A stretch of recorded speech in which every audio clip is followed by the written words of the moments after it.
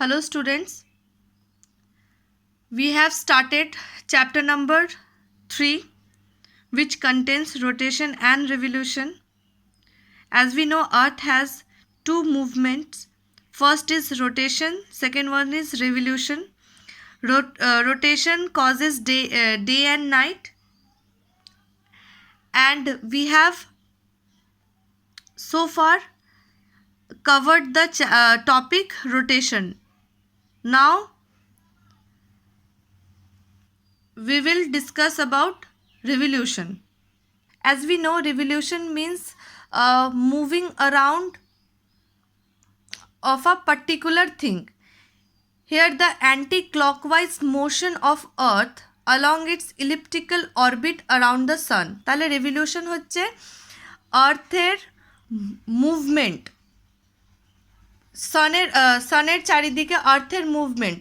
আর্থ তার orbit, elliptical অরবিটে সানের চারিদিকে anti clockwise মোশনে ঘুরছে। এই রেভলিউশনের পিরিয়ডস হচ্ছে approximately 365 1/4 days or 365.25 days. Usually we know that 1 year is equals to 365 days, but the tropical year is 365.25 days. এই যে প্রবলেমটা আছে সেটাকে ওভারকাম করার জন্য আমরা কি করি, এভরি 4 ইয়ার্সে একটা এক্সট্রা ডে আমাদের ক্যালেন্ডার ইয়ারে অ্যাড করা হয়। সেই কোন মান্থে অ্যাড করা হয়? ফেব্রুয়ারিতে অ্যাড করা হয়, তখন তাকে বলা হয় leap year. Next is the mean velocity of speed. আর্থের এই রেভলিউশনের যে স্পিডটা হচ্ছে সেটা হচ্ছে 30 কিলোমিটার পার সেকেন্ড। এই মিন ভেলোসিটি সব জায়গায় সেম নয়। নেক্সট হচ্ছে perihelion and aphelion. Perihelion and aphelion are the 2 points of earth from the sun. Perihelion হচ্ছে এক নিয়ারেস্ট পয়েন্ট। সানের যখন আর্থ যখন সানের কাছে অবস্থান করবে তখন তাকে বলা হবে পেরিহেলিয়ান, অ্যান্ড আফেলিয়ান হচ্ছে ফার্দেস্ট পয়েন্ট। সান আর্থ যখন সানের অনেক দূরে থাকবে তখন তাকে বলা হবে অ্যাফেলিয়ান। পেরিহেলিয়ানের ডেট হচ্ছে 3rd জানুয়ারি অ্যান্ড অ্যাফেলিয়ানের ডেট হচ্ছে 4th জুলাই। সানের আর্থের এই রেভলিউশনের যে স্পিডটা, তার ভেলোসিটি পেরিহেলিয়ানের কাছে গ্রেটেস্ট থাকবে এবং লিস্ট কম থাকবে অ্যাফেলিয়ানের কাছে। পেরিহেলিয়ানের সময় সান আর আর্থের ডিস্টেন্স থাকবে 147.1 মিলিয়ন কিলোমিটার্স, অ্যান্ড অ্যাফেলিয়ানের সময় আর্থ এবং সানের ডিস্টেন্স থাকবে 152.1 মিলিয়ন কিলোমিটার। এই ডিস্টেন্সগুলো মনে রাখবে।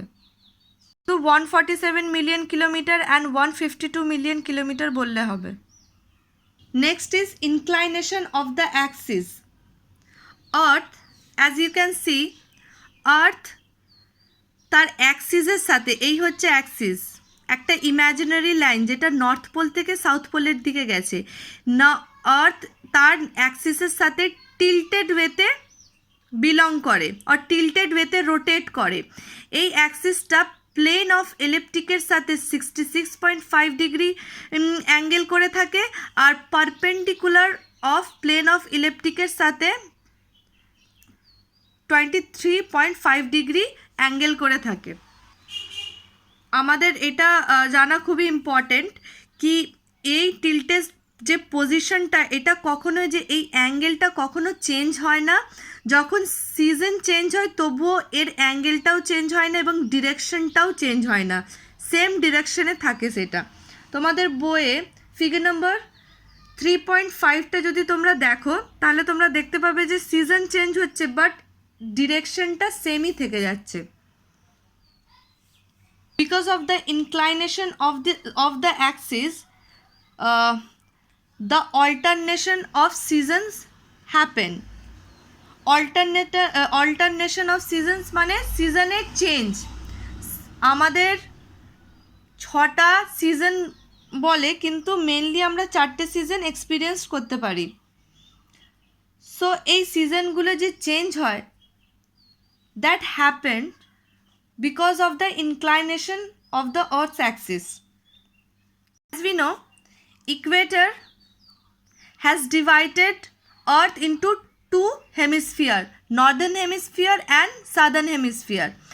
So এটা যেহেতু একটু ইনক্লাইন্ড অর টিল্টেড ওয়েতে রোটেট করে, তখন যখন নর্দার্ন হেমিস্ফিয়ারটা সানের কাছাকাছি থাকে, then that time northern hemisphere experience summer and southern hemisphere experience winter.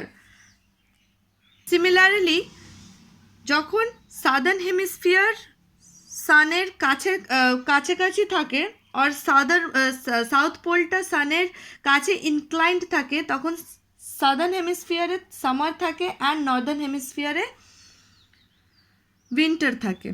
হচ্ছে ইফেক্টস অফ দ্য রেভলিউশনের কী কী effects? First is changing altitude of the midday sun at different times of the year, varying length of day and night, and change in season.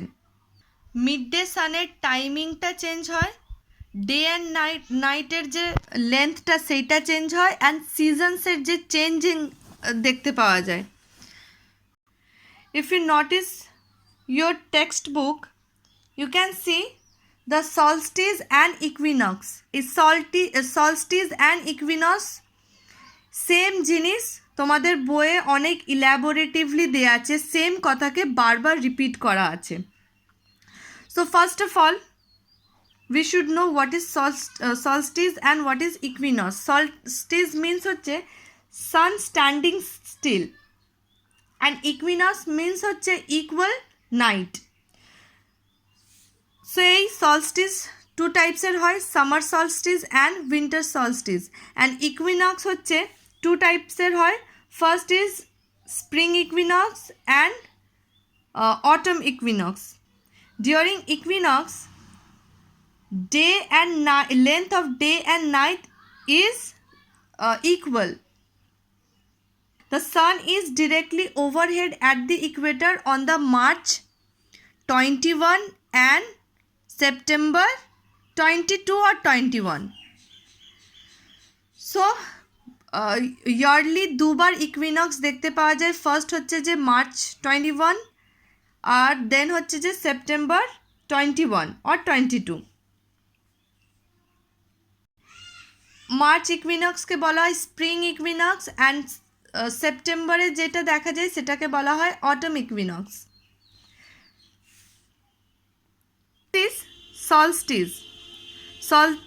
Solstice হচ্ছে যে summer আর winter এই দুটো division আছে। বলছে যখন নর্দার্ন হেমিস্ফিয়ারটা সানের অনেক কাছে ইনক্লাইন্ড থাকে, তখন নর্দার্ন হেমিস্ফিয়ারে কি চলে, সামার হয়, এবং এখানকার ডে রাতের থেকে বড় থাকে, দিন রাতের থেকে বড় থাকে। এই সময় সান ডিরেক্টলি ওভারহেড থাকে ট্রপিক অফ ক্যান্সারের ওপর। অ্যাজ উই নো, ইকুয়েটরের নর্থে যে মেরিডিয়ানটা আছে তাকে বলা হয় ট্রপিক অফ ক্যান্সার, আর ইকুয়েটরের সাউথে যে মেরিডিয়ানটা আছে সেটাকে বলা হয়, ল্যাটিটিউড। যে ল্যাটিটিউডটাকে তাকে বলা হয় ট্রপিক অফ ক্যাপ্রিকন। তাহলে ট্রপিক অফ ক্যান্সারের ওপর যখন সান ওভারহেডেড থাকবে তখন সামার সলস্টিস হবে, এবং ট্রপিক অফ ক্যাপ্রিকনের ওপর যখন সান ওভারহেডেড থাকবে তখন হবে উইন্টার সলস্টিস। তো সামার সলস্টিসের ডেট হচ্ছে জুন 21, আর উইন্টার সলস্টিসের ডেট হচ্ছে ডিসেম্বর 21। জুন 21-এ নর্দার্ন হেমিস্ফিয়ারে লংগেস্ট ডে এবং শর্টেস্ট নাইট থাকবে, আর ডিসেম্বর 21-এ সাদার্ন হেমিস্ফিয়ারে লংগেস্ট ডে এবং শর্টেস্ট নাইট থাকবে। সামার সলস্টিসের কিছু স্পেশাল ফিচার্স আছে। First is the duration of day is longer than night. Summer solstice হচ্ছে তোমার নর্দার্ন হেমিস্ফিয়ারের সাপেক্ষে বলা হবে, এর রেফারেন্সে বলা হবে, আর উইন্টার সলস্টিস হচ্ছে সাদার্ন হেমিস্ফিয়ারের রেফারেন্সে বলা হয়। During this time, Arctic cycle towards the North Pole experience 24 hours daylight. The length of day increases with increasing latitude latitude north of the equator. ইকুয়েটরে যতই ওপরে যাওয়া যাবে এই সামার সলস্টিসের সময় ডের যে লেন্থ সেটা বাড়তে থাকবে। এবং উইন্টার সলস্টিসের কী হবে, সামার সলস্টিসের একদম নর্দার্ন হেমিস্ফিয়ারে যে যা ঘটে সেটা উইন্টার সলস্টিসের সময় সাদার্ন হেমিস্ফিয়ারে সেম জিনিস হয়, সেম ফেনোমেনা দেখতে পাওয়া যায়।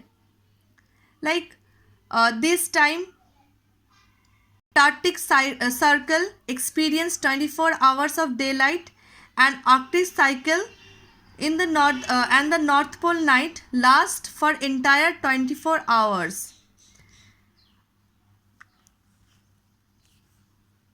মানে যখন নর্দার্ন হেমিস্ফিয়ারে সামার সলস্টিস চলবে তখন আর্কটিক সাইকেল থাকবে 24 আওয়ার্স ডার্ক, আর যখন উইন্টার সলস্টিসে সাদার্ন হেমিস্ফিয়ারে যখন উইন্টার সলস্টিস থাকবে তখন আন্টার্কটিক সার্কেল থাকবে 24 আওয়ার্স ডে লাইট এবং আর্কটিক সাইকেলে 24 আওয়ার্স পুরো অন্ধকার থাকবে।